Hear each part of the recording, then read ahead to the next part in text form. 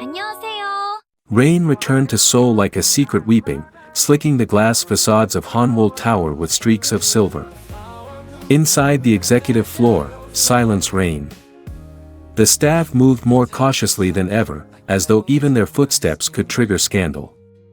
And at the center of the tension sat Yoon Hae-rin, trying to pretend the world hadn't shifted beneath her feet. Her desk was stacked with reports, but her mind kept drifting back to the envelope, the photographs, the threat. She had hidden it in her drawer, afraid to show anyone. Afraid of what it meant. The door behind her opened. "You're early," Kang Joon-ho said, stepping in from the hallway. His tailored coat was damp with rain. He brushed water from his hair before locking eyes with her. "I couldn't sleep," she admitted. He noticed the tremor in her voice and walked over slowly. "Something's happened." She hesitated, then opened the drawer and handed him the envelope. He flipped through the contents. His jaw tightened. "They sent this to you?" She nodded. "Anonymous. But you know who it is, don't you?" "Min or my uncle," he muttered. "They're trying to scare you. Make you quit." She looked up at him. "Should I?" He took a breath, steadying his voice. "Do you want to?" "No," she whispered. "But I don't want to be the reason you lose everything either." He sat on the edge of her desk, folding the envelope shut. "You're not the reason. They've just been waiting for an excuse. But I'm done living for their expectations." A long pause stretched between them, soft and serious. Then she asked, "What happens now?" "I'm going to Jeju," he said. "Face my father. Alone." Her heart stuttered. "Will he listen?" "I don't know," he said honestly. "But I can't let them use you against me.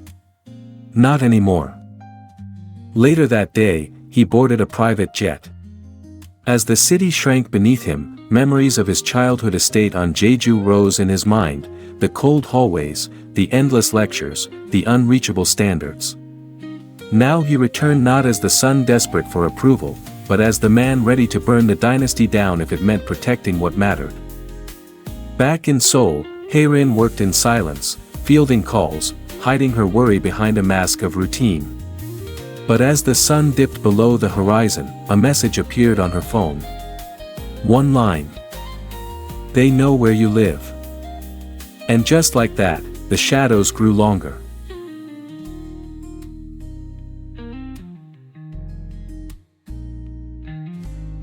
Spring melted into summer, and with it came change. The scandal faded like old ink, replaced by newer dramas. Hanwol Group stabilized under interim leadership, and investors remained. But for Kang Joon-ho and Yoon Hae-rin, the world had irrevocably shifted. They no longer lived for approval, they lived for each other. In a modest house near Bukshan Hanok village, with traditional rooftops and flowering courtyards, they built a new life. Joon-ho had launched a startup, a consulting firm focused on ethical corporate restructuring. It was lean, tough, and personal. Every client reminded him that power used well could heal, not just dominate. His days were long, but purposeful, and unlike the sterile boardrooms of Hanwol, his new office had warmth, plants in the corners, laughter from the staff, and always a framed photo of Hae-rin on his desk. Hae-rin returned to her first love, writing. Her stories, short, heartfelt pieces inspired by her experiences, began circulating online. Readers connected with the woman who had loved a man powerful enough to ruin her, but who chose instead to protect her. Her words gave hope to others trapped in silence. Soon, her blog turned into a column, then a published collection of essays titled, Beneath the Rooftop Sky. The book became a quiet success, her voice a beacon to others walking the tightrope between fear and hope. One rainy afternoon, Joon-ho stood on the back porch watching Hae-rin work in the garden. The scent of wet earth mixed with the jasmine blooming by the fence. In his hand was a small velvet box, thumb brushing over it nervously. He had stood before investors, reporters, and tycoons, but nothing had ever felt as important as this. When she looked up, he smiled. I thought I needed my father's approval to be a man. I thought I needed the company to have worth. But the only thing I've ever needed is you. She wiped her hands and stepped forward, heart pounding. Is this what I think it is? He dropped to one knee. I lost everything to find you. I'd do it all again. Marry me. Tears welled in her eyes as she whispered, yes. The wedding was small, just friends, a few colleagues, and a quiet beach ceremony where sea foam kissed the shore. There were no headlines, no photographers, just the sound of waves and two souls promising to walk through fire together. They exchanged vows barefoot in the sand, their hands tightly clasped as the sun dipped behind the ocean, sealing a promise that no dynasty could ever shake. Years passed. In a sun-filled room filled with children's laughter and the smell of jasmine tea, Hae-rin watched her husband chasing their toddler through the living room. A second child cooed in a crib nearby, and a watercolor painting of their Jeju wedding hung above the fireplace.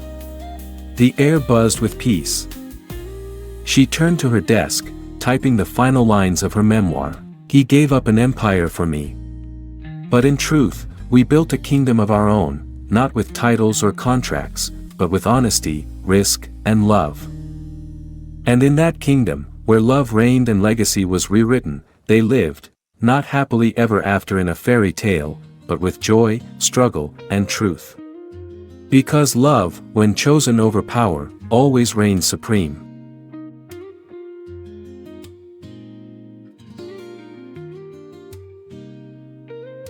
The ancestral estate in Jeju loomed against the sea, winds clawing at its stone walls like ghosts long denied peace. Inside the great hall, chandeliers flickered as if sensing conflict. Kang Junho stood before a long oak table where the elders of the Kang family, his father, uncle, and two board members, sat like kings in judgment, their eyes as cold and immovable as the marble busts behind them. Is it true? Chairman Kang's voice was thunder wrapped in calm. You've compromised your position, for a secretary. Junho didn't flinch. He met his father's eyes, not as a boy desperate for approval, but as a man with his own path. She's more than a secretary. She's someone who sees me for who I am, not just the CEO, not just your son. His father slammed a hand against the table. She's beneath you. No, Junho said, voice firm but even. She's everything this company has forgotten: honesty, humility, drive. She makes me better. Isn't that what a real leader needs? His uncle scoffed. You've grown soft. You risk the merger with Daesung for a fling? I risk nothing, Junho replied, stepping forward. Hanwol isn't built on arranged partnerships or hollow alliances. If we sacrifice people to maintain appearances, then we've already lost the foundation our ancestors built. The chairman leaned forward, eyes narrowed. If you continue this, you will be disowned. No inheritance. No support. You'll be left with nothing. Then disown me, Junho said quietly. I'll rebuild from nothing if I must. But I won't abandon her, and I won't abandon the man I'm trying to become.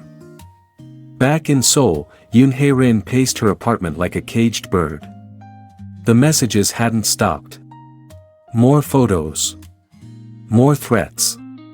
One showed her mother's old flower shop with a red circle drawn around the door. Another simply read, "You don't belong in his world." She called Junho, voice trembling. They're watching me. He answered immediately. Leave now. I'm sending you an address. It's a safe house. You won't be alone. Don't pack. Just go. But what about the job, she asked, clinging to the last threads of normalcy. To hell with the job, he said.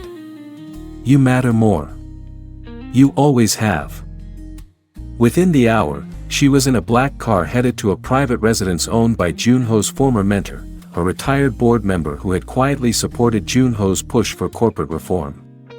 The villa was nestled in the countryside, surrounded by cherry blossoms and guarded by thick stone walls.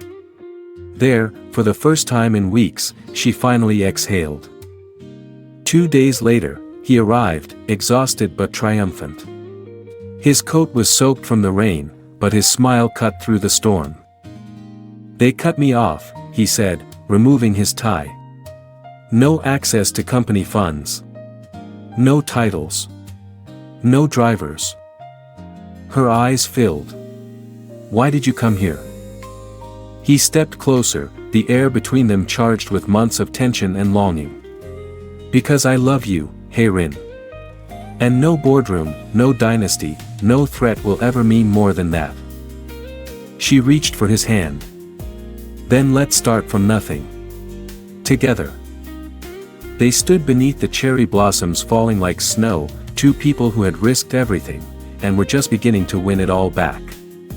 In that fragile moment, the future wasn't about empires or reputations. It was about them, hand in hand, choosing love over legacy.